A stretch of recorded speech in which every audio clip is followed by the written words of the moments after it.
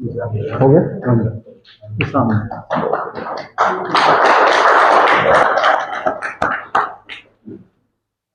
जो 3 स्तर के जो गेम होंगे, पहला नगर निकाय स्तर पर, तो ये 26 जनवरी से 2023 से इसको शुरू किया जाना प्रस्तावित है। 628 जगह होगा और टीमों की संख्या हम ज्यादा मान रहे हैं, तो हमने इसके लिए 6 दिन रखे हैं। इनसे जो टीमें जीतेंगी जिला स्तर पर आएंगी, तो 13 फरवरी से जिला स्तर का पर शुरू किया जाना प्रस्तावित है और राज्य स्तरीय जो प्रतियोगिताएं होंगी वो 25 फरवरी से 28 फरवरी। तो ये यानी कि 26 जनवरी से शुरू होकर फरवरी के अंत तक इसको पूरा किया जाना प्रस्तावित। तो ये मोटे तौर पर इन खेलों की रूपरेखा है।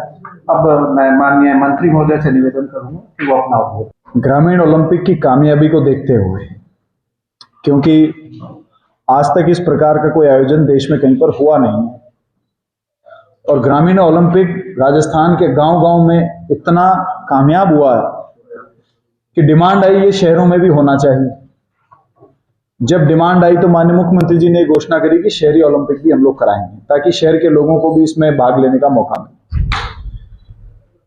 इस आयोजन की खूबसूरती यह है कि 8 साल से लेकर 80 साल तक के लोग इसमें पार्टिसिपेट किया और दिलों की दूरियां खत्म हो गई।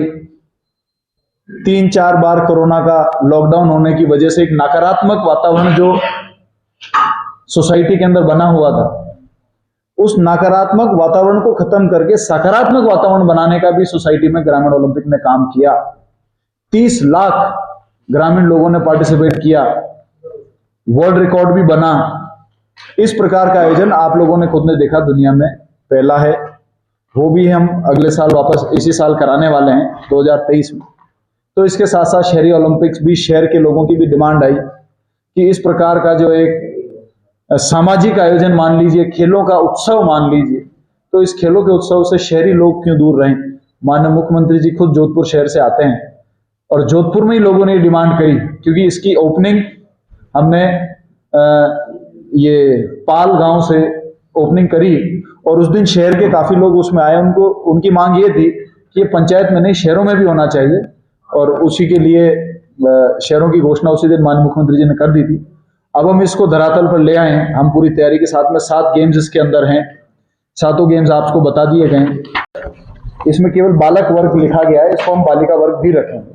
तो तकरीबन सारे गेम जो हैं, खो खो के अलावा, खो खो में बालिका वर्ग रहेगा, बाकी सभी गेम्स में बालक और बालिका दोनों वर्ग रहेंगे।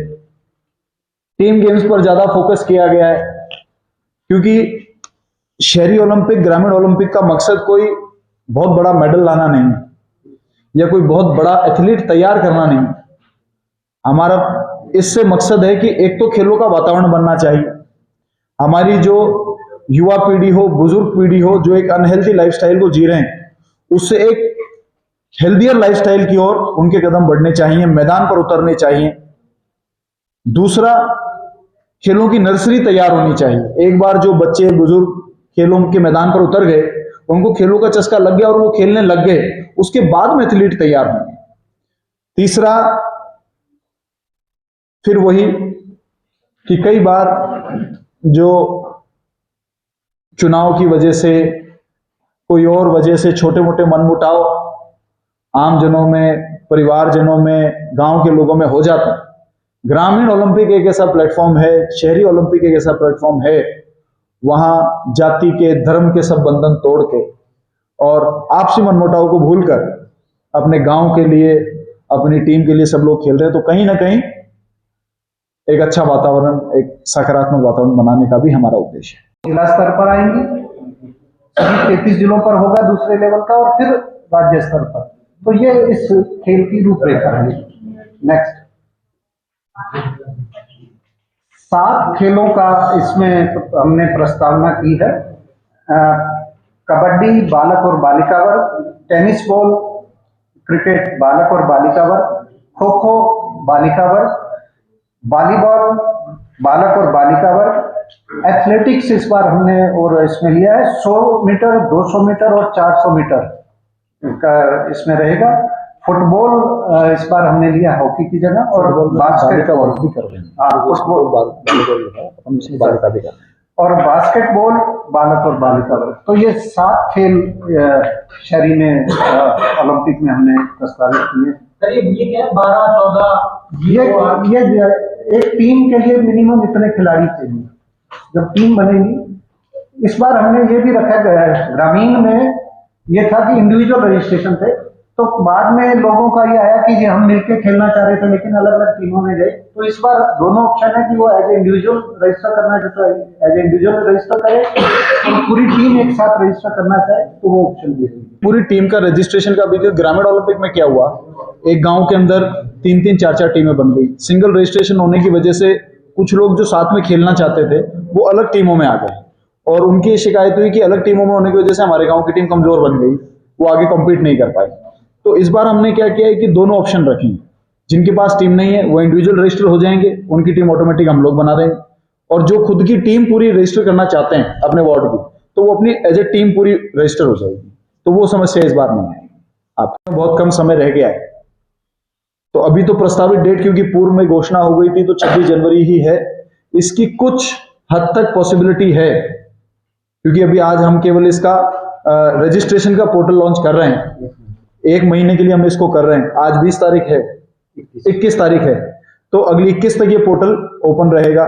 तो इसकी संभावनाएं हैं कि ये 26 जनवरी से आयोजन आगे जा सकते हैं, लेकिन जल्द से जल्द अब इनका प्रक्रिया शुरू हो गई। 1 महीना इसका रजिस्ट्रेशन में जो भी हो जाएगा रजिस्ट्रेशन, और रजिस्ट्रेशन करा के तुरंत इसका आयोजन हम लोग करेंगे। पोर्टल का शुभारंभ कर दें।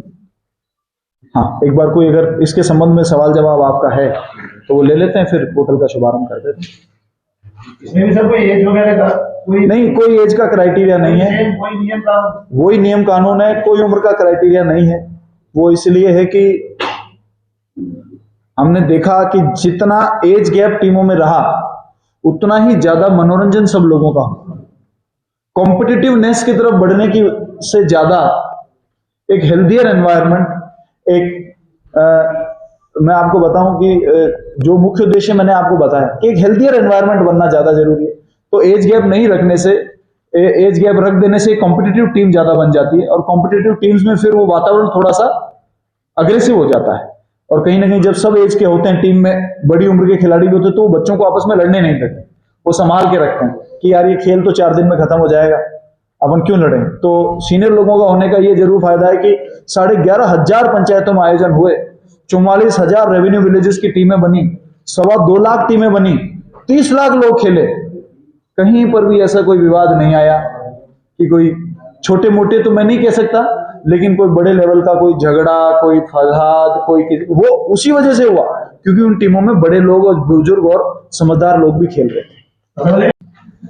देखिए, हमने तो स्टेट गेम्स 2.5 साल पहले ही करा दिया था, ग्रामीण ओलंपिक 1 साल पहले ही करा दिया।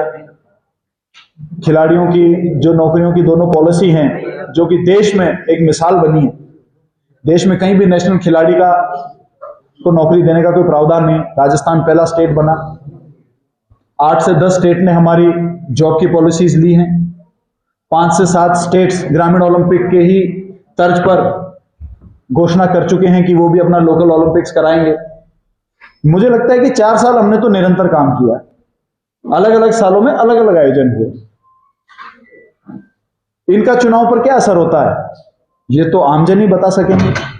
हमें तो 2018 में राजस्थान की जनता जनार्दन ने कांग्रेस पार्टी के नेताओं को, कांग्रेस पार्टी को सत्ता सौंपी ताकि उनके पैसे का सदुपयोग हो और क्षेत्र का, हमारे प्रदेश का विकास हो। उसके तहत हम काम कर रहे हैं। अब इसके नाम पर अगर हमारा प्रचार अच्छा हो जाता है, हमको वोट मिल जाते हैं, तो इसमें कोई गुनाह नहीं। आपने सवाल को खड़ा करते लगातार, ये सवाल नहीं है, ये सवाल नहीं है, क्योंकि 4 साल में भारतीय जनता पार्टी के नेता विपक्ष का रोल अदा करने में राजस्थान में कतई फेल हुए हैं।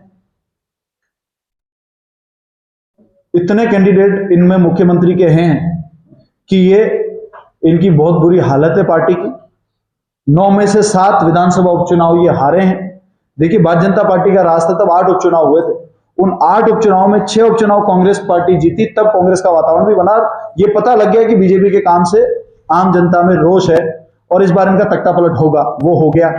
इस बार 9 में से 7 उपचुनाव कांग्रेस पार्टी जीती है, भारतीय जनता पार्टी केवल एक सीट जीतने में 9 में से उनकी क्या परसेंटेज है, मुश्किल से मुश्किल 11-12% की। तो वो अब उनको कोई उम्मीद नजर आती नहीं है। 4 साल का ये काम देखकर वो धराशायी हो गए हैं, विधानसभा में बोल नहीं पाते हैं। तो अब आखिर में वो देख रहे हैं कि ऐसा कुछ हो जाए कि बिल्ली के भाग का छीका टूट जाए। तो ऐसे लेकिन उनके सपने कामयाब होंगे नहीं, ये उनके सपने हैं और सपने सपने ही रह जाएंगे। वसुंधरा